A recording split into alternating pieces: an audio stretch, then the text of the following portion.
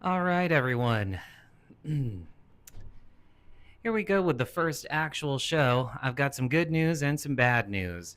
The good news is I have since figured out that um, setting up one microphone to both record the music and talk into doesn't work.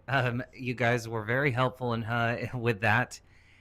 So my little teeny microphones for actually talking have arrived. The problem is that my clicker to be able to set up my music and have it play without physically walking over to the computer, well, that's not here yet. And for those of you who are in Belize or in most of Latin America, I'm sure you'll understand the struggle of ordering anything to have it delivered from the US. But that's okay. Um, you can probably hopefully tell an improvement in the quality of the camera. I don't know why the screen test or the sound check that we did maxed out at 480p. My camera is significantly higher quality than that, and it's all running through a MacBook, so I have no idea why it was so bad. But Um, to give you a run through of what we're going to talk about in this first show, gonna just get it right out of the way. Depending on what you're watching this show for, I'll put timestamps to the performances, the different conversations in the description, and the top comment on each on each show. But today, first we're gonna do Square Rooms. That song just came out, and a huge thank you in 5 days. That song, just when I last checked Spotify for Artists, has over 1,000 streams on that one, on Spotify for Artists alone. So thank you. I'm so glad that people seem to like that song. And Secret is about to cross 16,000 streams on Spotify, which I was hoping to cross one, then praying to cross 10, and now I'm just like, there's a chance maybe one day I'm gonna cross 100,000 streams for that song. So, yeah, we'll do Square Rooms first, and then I wanted to talk a little bit about how music has been a part of my life. Most of you who are meeting me as KamRed, you probably don't know all of my old music before I got really sick and everything that happened. And the my personal favorite song that I've ever written is Ballad of the Robots, which is the first song that was on this album, Aquamarine. And the story behind it, because I wrote it when I was going through some pretty scary health stuff. And yeah, there's a kind of an interesting story about the original way that I wrote the song, than how I had to completely rework the melody of the song, because the song that I wrote it to, the person on YouTube ultimately chose not to sell me the backing track, and then I had to do that a second time. After the second time that I redid Ballad of the Robots with somebody from here on YouTube, they just sort of disappeared from the internet. I still have no idea. Their BeatStars account is completely offline. You can't even buy something just to get the exclusive because it says that their payment profile isn't set up anymore. So I had to redo Ballad of the Robots a complete second time just to get the version that you now hear on the Aquamarine album. So it's actually changed a little bit from how I wrote it and originally sang it up until what it is today. So we'll talk about that. So, first things first, I'm going to switch from this microphone to this microphone, and then we will do Square Rooms, and then we'll get chatting. So, thank you, and welcome to episode 1 of the Real Secret Show. Let's hope that the quality of the audio and the quality of the video is better than it was for the sound check. And thank you to all of the 20, 30 people I know who joined that live stream link at the absolute last minute. So moving forward, once we know that this show worked correctly, we can finally get on a schedule of doing this regularly every Saturday, Belize Central Time. So let's do Square Rooms and get this show on the road. Thank you.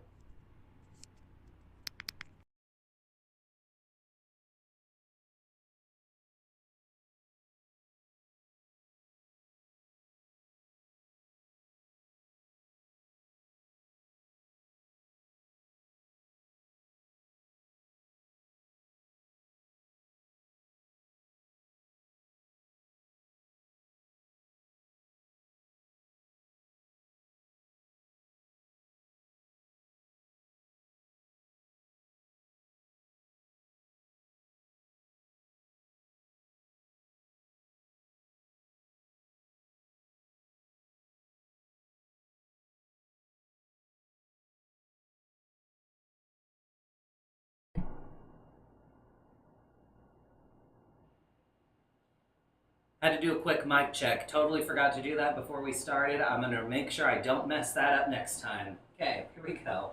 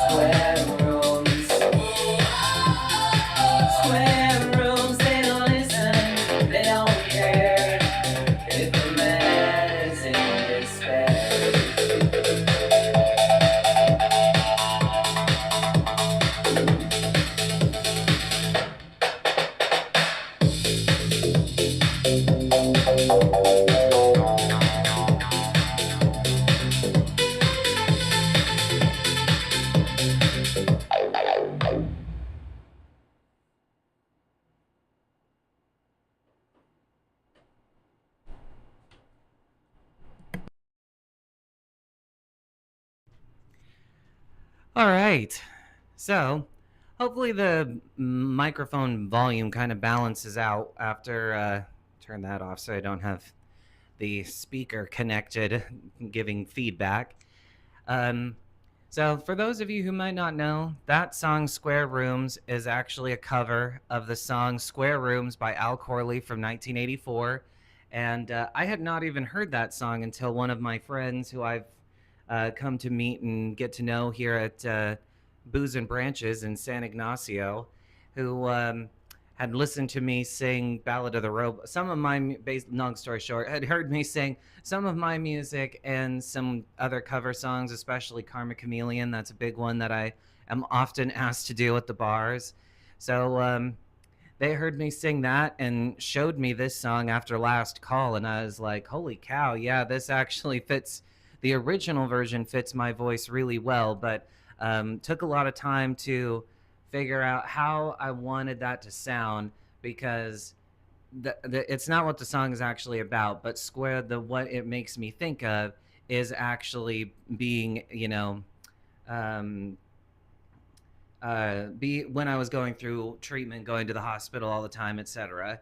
The part about a human without illusions, sad strings on a sad face, is that what we've come to? Yeah. So that song actually kind of mirrors Ballad of the Robots to me. Um, and the reason I bring that up is that so, like I was saying, "Ballad of the Robots" is my favorite song that I ever wrote. It feels like forever ago, but um, I went to the doctor after having some stomach pains for quite a while. I wasn't really able to eat anything. I was barely even able to drink water. It was just constant. So I went to the urgent care and got a. My mom is very familiar with this story. Went and got checked out by the doctors and by the urgent care staff, and all of a sudden it was a day that I'll never forget. I was just sitting in there. They had done my blood work. I told them like this was not just a stomach virus. I really thought that I had IBS, or maybe like I don't even know what. I didn't think that it was what it turned out to be. Let's just put it that way. So they do all this blood work, and then a nurse comes back in, and she is like, "Do you have anybody you can call?" And immediately, they say that, it's like, "Oh shit, what does that mean?" And I said no, because where I lived, I did not live anywhere near my family. I'm sort of a solo flyer when it comes to that kind of thing for the most part. And yeah, I said, so just kind of tell me what the news is. And she told me that based off of their early blood work, they thought that I might have pancreatitis or pancreatic cancer. And so it didn't really register for me at first. They brought in a crisis counselor, I think that's what they were. They brought in someone who was supposed to help me deal with the news. I had to go to the emergency room and have further testing done and all this, that, and the other. And when all was said and done, they did tell me that they were feeling confident that that was indeed what it was going to be, was pancreatic cancer. So went out to my car in the parking lot of the hospital and called my mom. And I think my mom drove the 9 hour whatever trip, you know, 700 mile journey to get to me. I think she managed to get there in about 5 hours. So I can only imagine how many laws she broke on the way to get to me. But yeah, I had to be scheduled for uh, without going into too much detail, let's just say they went inside me, they did some biopsies, I had to take a lot of medicine, my hair fell out, my stomach was horrible. It was a long journey throughout all the treatments, going to the doctor over and over and over and over. And yeah, there was so many medications I had to take. But anyway, um, all that's over now. I'm good. That's how why I ultimately chose to move to Belize when everything was finally done for real.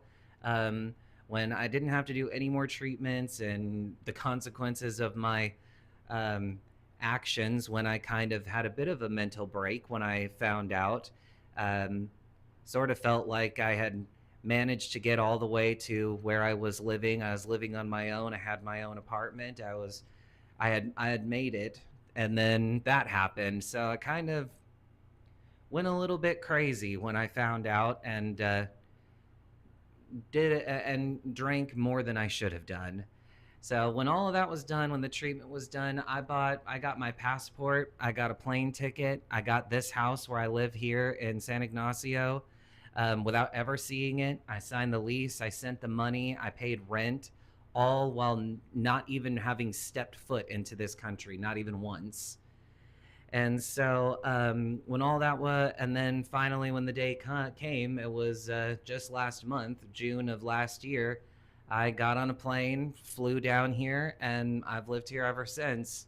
Everything kind of worked out. It was, you know, if there was a plan in motion, then it kind of worked out finally at this stage, because my landlady moved to the United States right when I moved to Belize, and it just all worked out super well. Um, so anyway, that story is what leads to Ballad of the Robots. I had been So I had been releasing music all the way back to the first god awful covers that I used to sing. The first song I ever recorded and released on a platform called R Stage, which I don't even think exists in the same way anymore. But back then, you could, I think it was partnered with MTV or VH1 or something like that. And me being really, really smart and confident in my ability to sing, I was living with my grandma, and my grandma tried her darndest to help me realize that I was, back then at least, I was not a very good singer. I was as a kid. I had that young, before you go through the change, I had that high pitched voice. I won the fourth grade talent show singing My Heart Will Go On while wearing a tuxedo in a most god awful, embarrassing home movie that I'm hoping doesn't exist out there anymore. But I have to keep adjusting this loose headband because my hair is still a little bit damaged even after all this time later. And I go and get different kinds of treatments, and I just got a keratin treatment. So I have a very loose fitting headband to not have um, blonde dictator hair, which is how my hair rests by itself if I don't do something to keep it hidden. But anyway, yeah, so that first song was the song All I See by Kylie Minogue, and I recorded it on an iMac Blueberry G3 using the built-in microphone and old Audacity to mix it together. And from there, I released music. Eventually, I started to release music that I had written starting in 2009 with a song called Twisted, which was the first song that I ever wrote and then recorded. But all the way up until 2017, I think, is when I released my last song under that name. And then I took a long break because I moved. And then when I got sick and everything just sort of fell apart, I could barely talk some days, let alone sing. And even as you listen to my music under KamRed, I mean, Abracadabra, I started working on that song in the middle of 2024 as I was on the tail end of a second round of treatment, a second round of recovery, blah, blah, blah. And in the lead up, I had decided that throughout all of my old music, I had never really committed to it. I had paid money to have my music mixed and mastered by some people who I had found through different independent music groups and things like that. But it was after I got sick that I finally decided I was just going to, if I was going to die in a year or something was going to happen to me, then I might as well just go for it and drop the money on trying to make my music better. So I pulled all of that old music, all of my old music, my entire old catalog is virtually gone. And I started all over. And although it wasn't the first song that I recorded because of what I was saying at the start of the video, Ballad of the Robots was the first song that I wrote throughout all of that time. And you can actually hear sort of the progression of kind of relearning things and getting my voice back a little bit. It's still not 100% back. I mean, this may surprise people who don't know how music is recorded, but all of the music that you hear on Spotify, my final versions, I'm not Celine Dion. I don't do all of that in one take and call it good. So a lot, and that's also why when I sing Secret, I mean, there are parts of that song, I recorded the whole thing, but if I'm going to be singing it over and over and over again, I have a vocal coach who I pay, a wonderful woman here in San Ignacio who has helped me a great deal. But I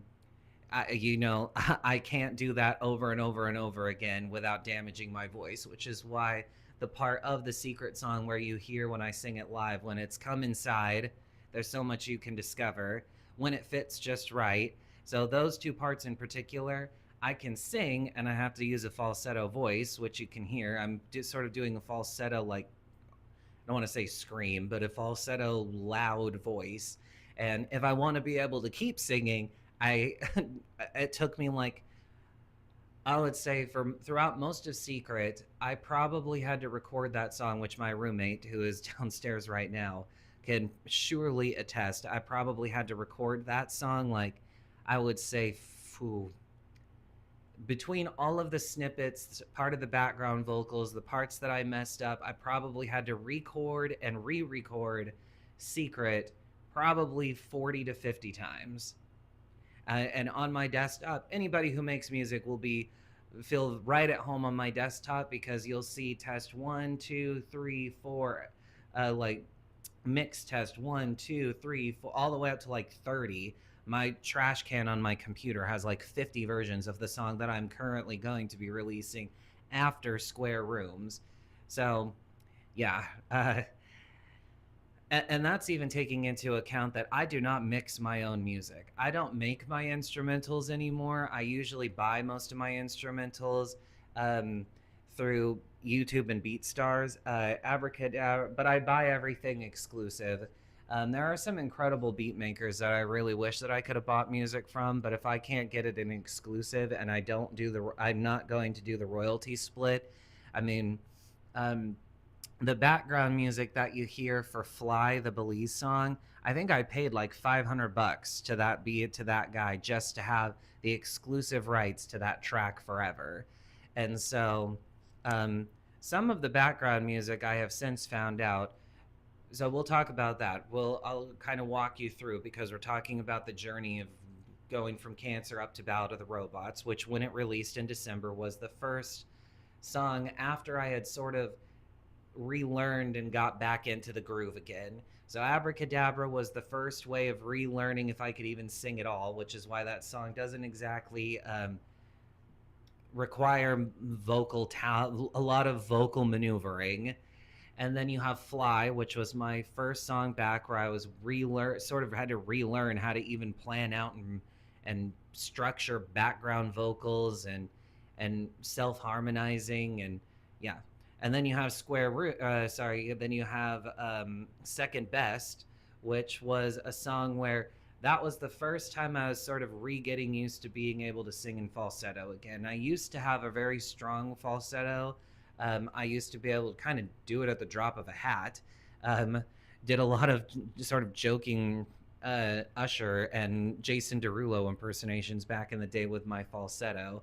And then when I got sick, that the medicine that I had to take when I got sick, it did a lot of damage to my vocal cords. So Second Best, you can even hear um, there's a song by Kylie Minogue called Taboo from her second Tension album. And I was listening to that and I was like, this is a great way to relearn how to do my falsetto. And so in Second Best, when you hear It's You and there's my voice and then my falsetto voice behind it, that's the same. I was kind of trying to use Taboo, the part of the chorus in the Kylie Minogue song. I basically was taking that and then sort of replicating it to get used to doing a falsetto again. And then it starts to appear. I mean, it was a long process. Like I said, I've had a vocal coach here in Belize to recover my voice after my treatments, although for all that time and those harsh medications. I've been working with her. Usually I go see her on Saturdays and we kind of work karaoke in with the vocal training most of the time. So, um, yeah. Anyway, with Ballad of the Robots, that's sort of what happened. That was how it all kind of got started. And then when you get to Ballad of the Robots, that's the first song where everything sort of comes together. And the first song where I discovered the actual magic of AI remastering because let me tell you, I know that most musicians hate AI with a burning passion, but I have had so much experience with paying people to do my remastering, and I know what you're gonna say is gonna be if you don't like AI, you're gonna say to learn how to do it yourself, and that's like, I don't have time for that. I would love to learn how to do it for myself, and I've tried many, many times to get into it, but I work full time. I own and run a business. I live here in Belize and am navigating immigration all on my own. I don't have time for that. So, kits, AI is one of the greatest things I have ever found. eMastered and Kits.ai, best stuff in the world. And I've experimented with other AI remastering. At the end of the day, it's still my voice, obviously, as you just heard me sing. So it's my voice, my words, all of my hundreds of attempts to record. And then I use AI to remaster because at the end of the day, the most important thing about music is how it sounds. And it sounds best when, with my music, at least with the remastering folks that I have been able to meet and work with, who were great. They just were very expensive, and at the end of the day, it doesn't sound as good as a song like Secret does. So and then when it comes to Ballad of the Robots, so when I was going through the treatment, it was a light I think I don't even know how to describe it. It was a light version of chemotherapy. I had to take these radiation and chemotherapy, some kind of a pill that made my eyebrows fall out. I didn't lose all my hair, but I lost it in bits and pieces. That's actually why my I still fill my eyebrows in. They never grew back. I don't know if that's normal, but they never grew back. And yeah, so when I was going through all of those treatments and I was sitting there, I sort of realized, if you've ever heard Ballad of the Robots or listened to the version of it that's here on YouTube, I was sitting there when I wrote that song, and I kind of watched everybody. I met a lot of people from the beginning to the end of their treatment, and maybe this is a bit pessimistic, but this is just my experience and my observation when I was in those rooms, was that when people would find out that they had cancer, everybody would kind of be there for you at the beginning. You'd get a lot of people who were there. They would hold you. They would take you to your treatments. They would check in on you, and then over time, you would find that people would wind up having to go by themselves. And I don't think if you, and I'm not saying that it's because people don't care about you, but when you hear Ballad of the Robots and the lyrics of that song, it's actually because I believe that humans only have humans only have the capacity to handle so much bad stuff in their life. They have theirs, they have yours, all of this. And that for the most part, with all the stuff that humans are going through, I mean, the Ballad of the Robots is sort of like my interpretation of Keep Calm and Carry On, and how ingrained into the programming of modern human beings that has become. So when you listen to that song, that was my perception of what I was seeing around me in my many, many hospital treatments, all of my visits, all the people around me. And if you listen to the words, I mean, this is not a good microphone to pick up how the song sounds, but as I was sitting there, this is kind of the difference in what the current version sounds like to how I originally wrote it. I can even remember the day that I wrote it because there was this elderly woman who I met who had breast cancer. And when I first saw her, she was there with a lot of family members. And then I can remember months into it, I mean, I didn't see her at every meeting, we didn't overlap, but I can just so distinctly remember that after one of our mutual doctor's appointments, we were both there. And it really fucks you up at the end. You feel like really bad, really bad at the end when you take some of those medications. I never had anything done intravenously, but I did have multiple blood works to check if what they were giving me in pill form was working. Basically, a lot of MRI scans, a lot of biopsies, a lot of biopsies and whatever else. I tried to block most of it out, to be honest with you. I remember the experience, but I tried to block out most of what they were saying because I genuinely at no point thought that I was going to die.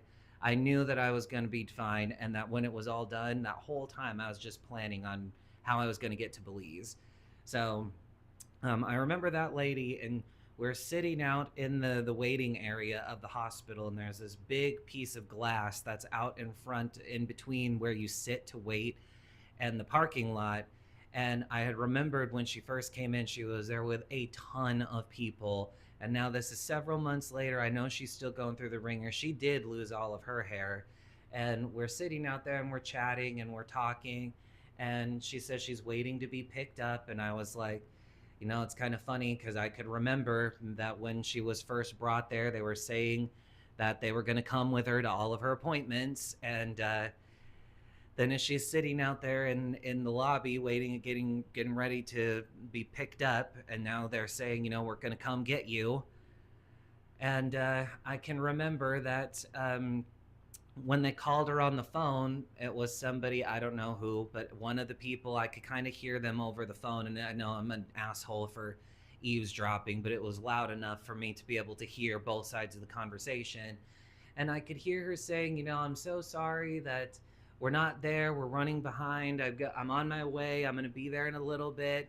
And I mean, when I'm looking at the person with all the shit she's going through, because I know, because I feel like I'm going through it at the same time, at least physically, maybe not as I wasn't as emotionally nervous as she was, since mine wasn't as serious as hers. But as we're both leaving this this treatment appointment, we're sitting out there, and I could see how sad she was. But when she responded to the her child, son, daughter, granddaughter, I'm not sure, but when she responded, she just kind of put on that vocal smile like our parents do when people call the house and they don't want it to seem like shit's gone bad. And she is like, it's totally fine, honey. I'm here. I'll be here when you come get me. I'm watching out the window. And that is where Ballad of the Robots literally came from. As she said that, and I watched her demeanor change, and she had to put on that face, and she sitting there after going through her treatment and all of the mental anguish that she is going through while going through this treatment, is the one putting on the brave face so that she doesn't make her child feel like the asshole for not coming to pick her up. And that is where Ballad of the Robots came. That is where I wrote that song. Because when her kids finally did pick her up, I was already thinking of the words of the song. If you've heard the song or you haven't heard the song, part of the song is Pretend We're Okay. The majority of the song is Pretend We're Okay every day, pretend we're all right every night. And so when they finally pick her up and they take her out, and I watch her leave, we say our goodbyes. I still saw her multiple times after this. But this was the one that caused me to write the song Ballad of the Robots. So they finally pick her up, they take her out to the car, and that specific part of her changing her demeanor to protect the feelings of her daughter, even though she was the one who was there going through cancer treatment, that was the part that caused me to write. And I just kept thinking of it as I was waiting, because I had my own car. I wasn't being picked up, but I was so freaking nauseous and sick every time after these that I'd have to sit there for like an hour and a half eating the most like animal crackers and orange juice just to be able to drive.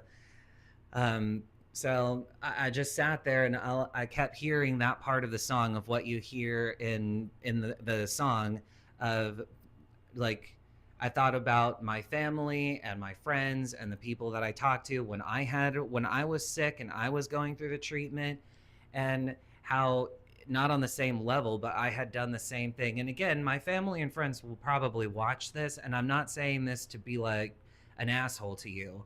Ballad of the Robots is not me calling you out or saying that you were bad to me by not fulfilling my needs. The song is about how humans are so programmed to pretend that they are okay and to make sure that you do whatever you have to protect your social life, that even though I was going through the worst time of my life, I mean, I put on a brave face. I may have even convinced myself that I was never truly afraid of being sick. That may have been something that I just told myself so many times to get through the fact that when I did have a breakdown and I didn't cry, and I was crying and I was really feeling scared on some nights, I didn't tell anybody, because I know that all of my family, I mean, I've got other brothers and sisters, I've got nieces and nephews, there are grandchildren, there are other friends, my friends have their own family. And I had to come to terms with the fact that, as important as this is to me, and as important as I know that I am to these people, they do not have the emotional capacity to actually help me. And if I keep trying to put that weight onto them, then it's actually going to make them shut me out. Even unintentionally, me putting all of my shit and my emotional baggage on their shoulders, which they cannot hold because they're already holding up their own, is going to make them just shut me out for their own sanity. And again, that's part of the lyrics of the song Ballad of the Robots. And shit, I should just sing that song. I didn't prepare for it, so I should just sing the song. But that is like, when you hear the song, that's exactly how it goes. Is I just sat there after watching her do that and was thinking, pretend we're okay, pretend we're all right. They say to fake it till you make it, and I really, really try, but when you fake it for so long, you lose what's left of you inside. I'm just a plastic automation hiding underneath my hair, what was left of it. Is there anyone like me who feels like there's no life out there? It's idiotic that we're expected to be happy when we really want to cry, and I don't want it, but you can't let the cracks appear or else your social life will die. Am I still human? I feel nothing anymore, but I keep chasing after highs. So I pretend I'm okay every day, pretend I'm all right every night. And that's the second verse to Ballad of the Robots. And actually, you can't tell because of the camera, but it almost makes me cry and gives me goosebumps because I can so distinctly remember how I felt when I wrote that song. So, yeah, that is the funny story about Ballad of the Robots. Like I said, the version that you hear is not the original one, the way that I wrote it. When I write music, I usually write it where I listen to an instrumental track on YouTube, and then I just look through. They probably show up. I think it's a public playlist, but hundreds of instrumental tracks that I look through to try to figure out what gives you that spark of inspiration. And so whenever I finally find one, that's usually how it works, is I write the song to that. But Ballad of the Robots was different because I wrote the song first, and then I had to go looking for the background track that would fit it. So the first version that I found, like I said at the top of the show, is I found that version of the song, and I slightly rewrote the words to Ballad of the Robots to make it fit. And then that person ultimately didn't want to sell me the exclusive once they heard the song. They wanted to do a royalty split, and I just didn't want to do that because it's already difficult enough to give I don't want to say it's hard enough to trust somebody, but I have already personally experienced a thing where I bought the rights to a track a long time ago, and then that person ultimately did not honor the exclusive agreement and wound up leasing the song to somebody else. And so now I have it written into all of the music that I record, all the background tracks that I get, it's written in there that I own the entire thing. So, like, I own the copyright to the whole backing track, basically. And then, so they pulled out, and then I had to rewrite the song again for the version that I met with somebody from here on YouTube who makes incredible background music or backing tracks, but disappeared. Excuse me, and I've got the hiccups from the nerves of talking about that story. Yeah, so I tried to rewrite the song with them, and then they completely disappeared. They're still completely disappeared. You cannot buy a song from them on BeatStars or contact them on Instagram or anything. It's all just gone. And so, yeah, then finally the third version of the song is the version of Ballad of the Robots that you hear, where I wound up working with people from Fiverr. So I've kind of thrown, this cover that you see, the Ballad of the Robots cover, which is actually inside of this album. One second.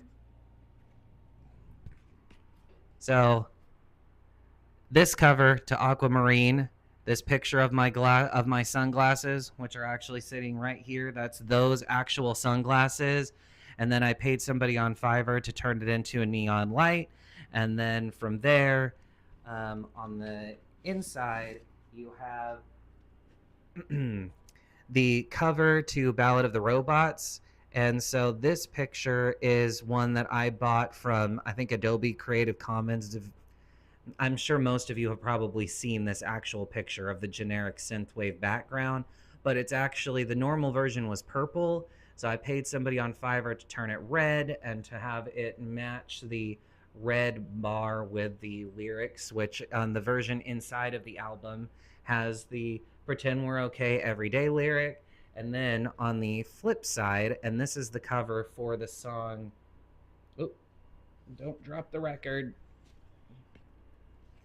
And then on this side, this is actually my same sunglasses that are sitting right here inside a shopping cart at a grocery store called Quality Foods here in San Ignacio.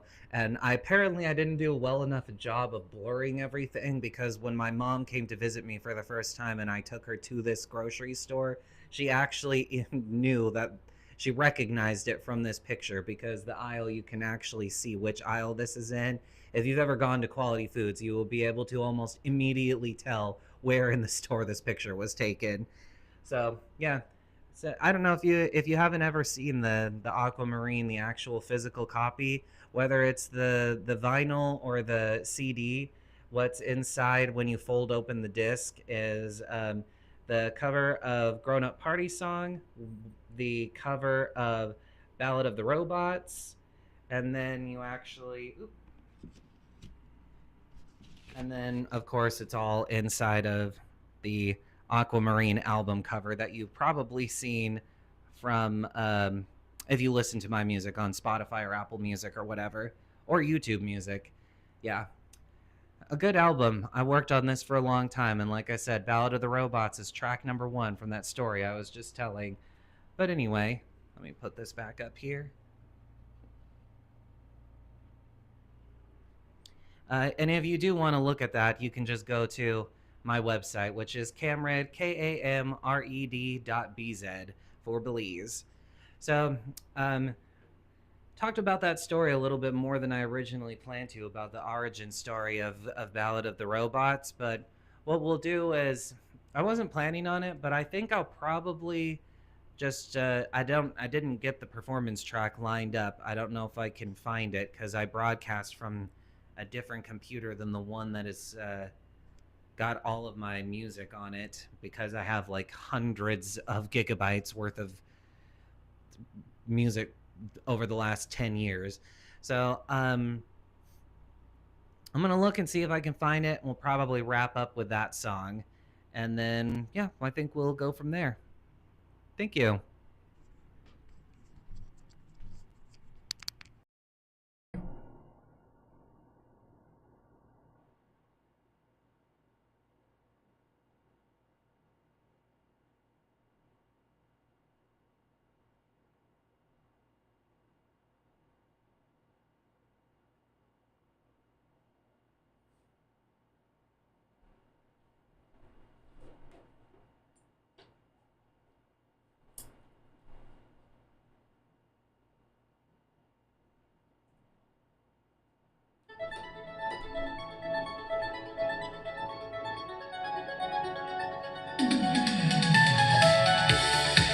It's the instrumental version, so it doesn't even have the backing track, which I normally don't do. So this is Ballad of the Robots with no backing vocals. It's so robotic. It seems like all we ever do is what we're programmed to do.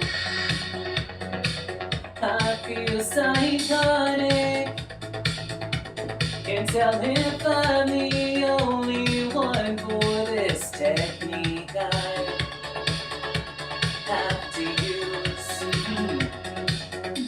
Pretend we're okay every day. Pretend we're alright every night. So pretend we're sorry. And pretend we're alright every night.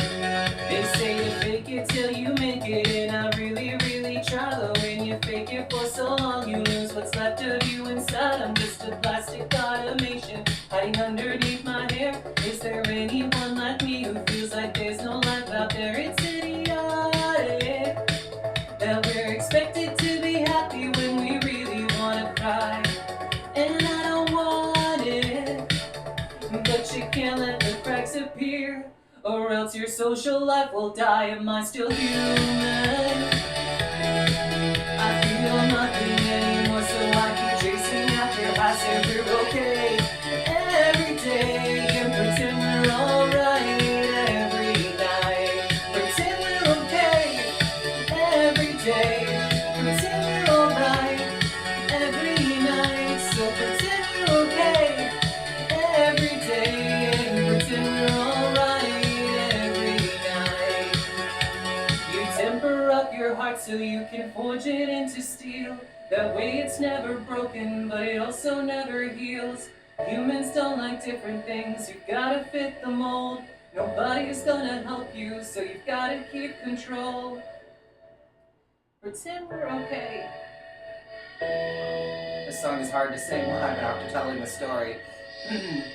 Am I going obsolete? I feel like I might have a defect. Is it time to give up and go get a factory reset? Pretend we're okay every day. Pretend we're alright every night. So pretend we're okay every day and pretend we're alright every night.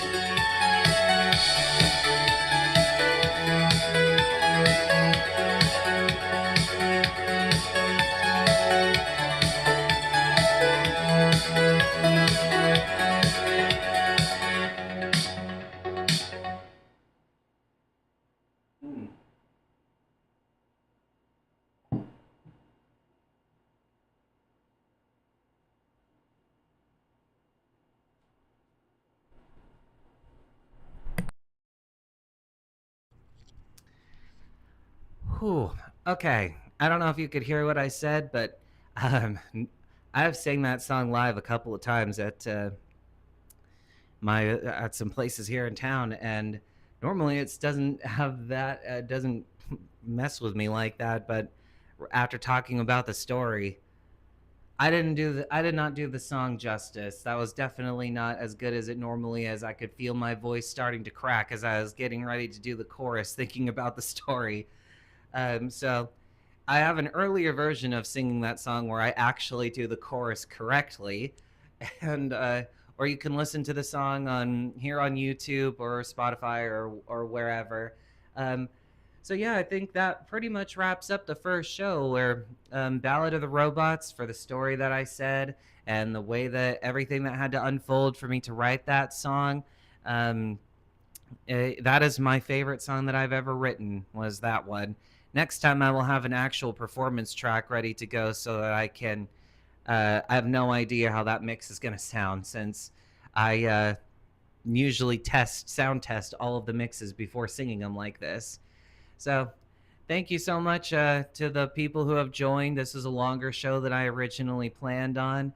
Um, Gonna check and hopefully everything sounds good, looks good, the audio was good, and if everything all works, then I will be back next Saturday. We're gonna do another show. We're gonna do some more songs, talk about some new topics. If you have anything you want to talk about or suggestions or questions, feel free to put it into the comments here. Or like I said, you can go to my website, KamRed, KAMRED.BZ. You can go on there. There's a button at the top that says Secret Show. You can watch the show there, but you can also click a button where you can send a question, send a comment, whatever you like. You can tell me how much the version of Ballad of the Robots I just sang was totally off on the chorus, because Lord knows I will be thinking about that for the next 12 years. I will be thinking about how I just messed up those notes. So thanks, everybody. I will be back next week. Square Rooms is available. Thank you again for everybody who has played that song so far. And yeah, we'll be back next time.